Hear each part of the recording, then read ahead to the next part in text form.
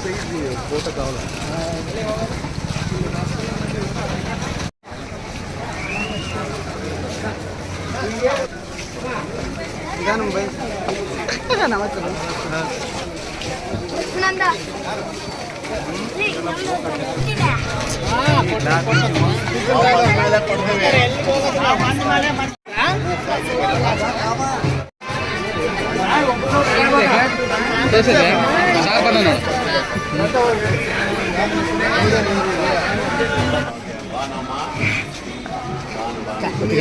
నా పక్కన ఎన్నికుంటాను కొంచెం.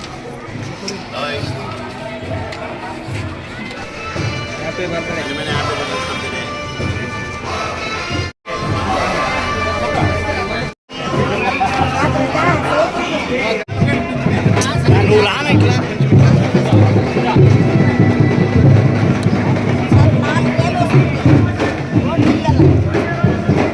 ఇంటికే వచ్చేస్తాం.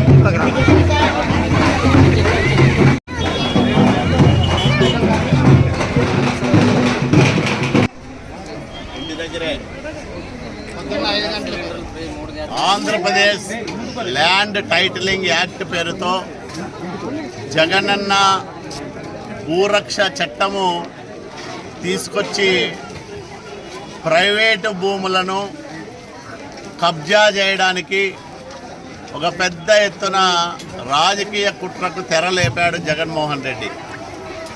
ల్యాండ్ టైటిలింగ్ యాక్టు కోర్టుల పరిధిలో ఉన్న అంశాలను సైతం కొంతమంది అధికారులకు కట్టబెట్టే ఒక కుటిల యత్నాన్ని ప్రోత్సహిస్తుంది. సుప్రీంకోర్టు చాలా స్పష్టంగా చెప్పింది, ఏ భూమిపైనైనా యాజమాన్య హక్కులు నిర్ణయించే అధికారం కోర్టులకు తప్ప మరొకరికి లేదు అని. కానీ కోర్టుల అధికారాల్ని లాక్కొని తమకు నచ్చిన అధికారుల ద్వారా భూ బదలాయింపు లేదా యాజమాన్య హక్కుల బదలాయింపును చేసుకొని యథేచ్ఛగా భూ కబ్జాలకు పాల్పడాలని వైసీపీ నాయకులకు ప్రైవేటు భూములను దోచిపెట్టడానికి రూపొందించిందే ఈ ల్యాండ్ టైటిలింగ్ యాక్ట్. ఈ చట్టం పూర్తిగా ప్రజా వ్యతిరేకమైన చట్టం, రైతు వ్యతిరేకమైన చట్టం, తరతరాలుగా వస్తున్న భూములపైన హక్కులు కోల్పోయే విధంగా చేసే చట్టం. ఈ నల్ల చట్టాన్ని అన్ని వర్గాల ప్రజలు, ముఖ్యంగా లాయర్లు, మేధావులు అందరూ కూడా తీవ్రంగా వ్యతిరేకించారు, ఇంకా వ్యతిరేకిస్తూనే ఉన్నారు. అయినా సరే మొండిగా ప్రభుత్వ వాదన వినిపిస్తూ ఉంది. జగన్మోహన్ రెడ్డి సైతం ఈ యాక్ట్ ద్వారా ఏదో రైతులకు మేలు జరుగుతుందనే భ్రమలు కల్పించే ప్రయత్నం చేస్తూ ఉన్నాడు. ఇది పూర్తిగా నల్ల చట్టం.